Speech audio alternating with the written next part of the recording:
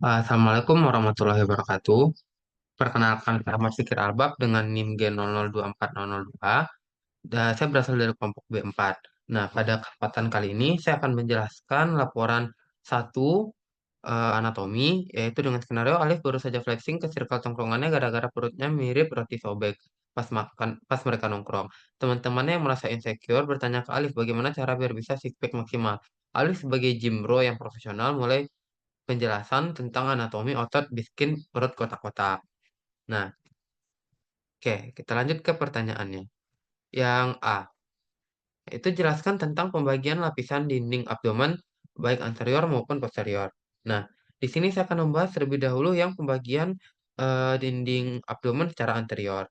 Nah, menurut pembagiannya, dinding abdomen secara anterolateral itu dibagi menjadi 7 lapisan. Yang pertama itu kulit, eh, habis itu ada lamina, ada fascia superficialis. Nah, di mana fascia superficialis ini nanti akan dibagi lagi menjadi dua fascia, itu ada fascia Sparta sama ada fascia Camper. Nah, fascia Camper itu isinya apa? Isinya adalah panniculus adiposus atau jaringan lemak. Lalu berikutnya ada fascia fascia scarpa isinya apa? Itu ada membranosa. Nah, fascia superficialis ini pada laki-laki jika diteruskan ke bagian inferior nanti akan eh, lanjut membentuk ada fascia dortos. Nah, dan jika diteruskan melewati ligamentum inguinalis nanti dia akan berubah menjadi fascia lata. Nah, setelah eh, fascia superficialis itu ada apa? Itu ada nanti ada eh, muskuli, ada fascia profunda dulu. Nah, fascia profunda ini eh, apa? Fascia profunda ini adalah sebuah lapisan yang nanti melapisi dari muskulus-muskulusnya atau menutupi. Nah, lalu berikutnya baru kita masuk ke muskuli ad aponeurosisnya. Nah, pada bagian ini em, otot-otot itu dibagi menjadi dua buah kelompok besar, yaitu ada muskulus yang flat muscle sama ada yang vertical muscle. Nah, kedua nama itu berdasarkan dari arah syaratnya. Nah, flat muscle itu apa-apa aja sih? Itu ada obliquus internus, obliquus externus, sama ada transversus. Nah, untuk yang vertical muscle itu ada dua, itu hmm, ada pyramidalis sama ada rectus abdominis. Nah, lanjut kita bahas eh, berikutnya itu ada fascia transversalis. Nah, fascia transversalis nih isinya apa? Fascia transversalis itu ya hanya sebuah lapisan yang berkelanjutan dari fascia profundus yang memagari cavitas abdominalis berlanjut ke dalam cavitas pelvis.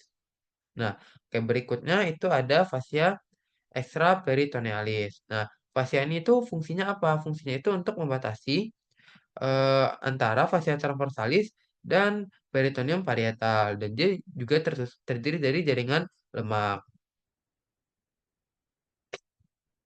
Nah, fascia ini ke arah anterior disebut dengan periperitoneal, sedangkan untuk pada daerah ke dorsal itu disebut dengan retroperitoneal. Mana dia akan bergantung kepada bentuk letak organ-organ. Nah, terakhir ada peritoneum.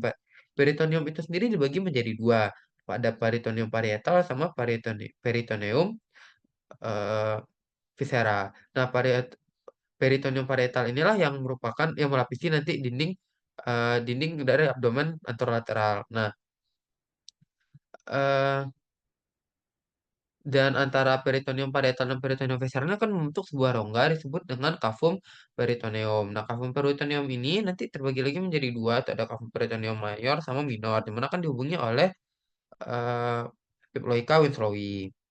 Nah, berikutnya kita masuk ke bagian yang posteriornya, dinding posterior. Dinding posterior itu berbeda dengan dinding anterolateral, dia hanya terdiri dari 5 buah lapisan. Itu ada muscle, habis itu ada fascia superficialis, habis itu langsung ke musculus, habis itu ada fascia langsung dia ke fascia extraperitonealis, dan yang terakhir peritoneum visceralis. Ada peritoneum parietal. Nah, eh, bagian itu komponen-komponen yang ada itu cenderung sama. Yang beda itu hanya pada muskulusnya. Muskulus itu terdiri dari 4 lapisan, mulai dari yang paling superficial sampai yang paling profunda.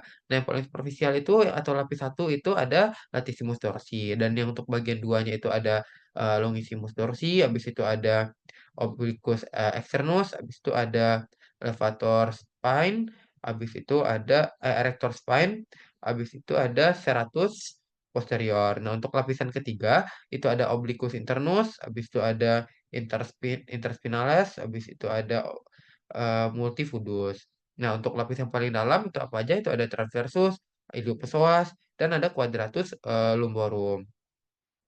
Nah, selanjut ke pertanyaan berikutnya. Yang B, jelaskan sistem otot yang ada di abdomen. Nah, tadi sudah disinggung dikit itu pada musculi aponneurosisnya. Nah, otot-otot pada abdomen itu dibagi menjadi dua. Itu eh, ada yang flat muscle sama vertical muscle. Nah, untuk yang vertical muscle sendiri itu kan nanti akan dilapisi oleh suatu bangunan yang namanya vagina musculi recti. Nah, selain itu nanti pada musculus rectus abdominis itu akan dibagi lagi menjadi tiga buah akan terdapat tiga buah garis yang membagi musculus rectus abdominis itu atau intersection tendinae itu ada setinggi processus sipoideus, habis itu ada setinggi umbilicalis, sama ada yang setinggi di antara umbilicalis sama processus sipoideus.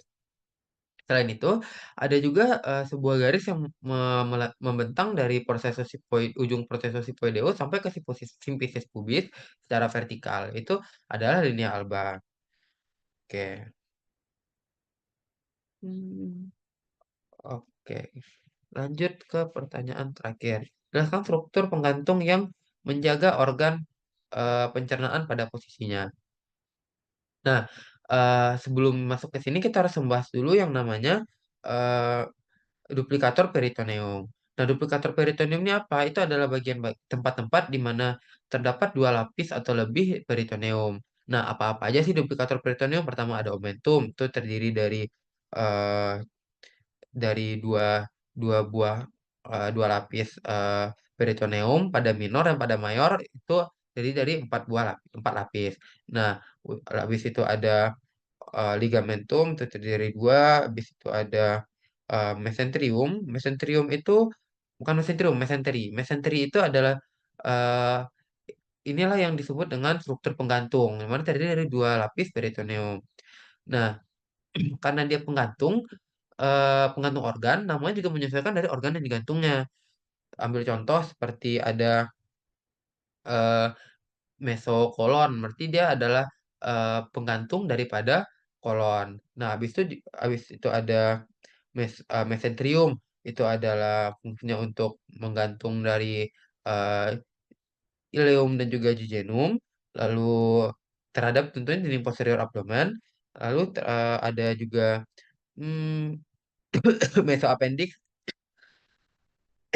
yang bertugas untuk menggantungkan appendix ke dinding posterior eh, dari abdomen. Oke, mungkin sekian. Terima kasih. Assalamualaikum warahmatullahi wabarakatuh.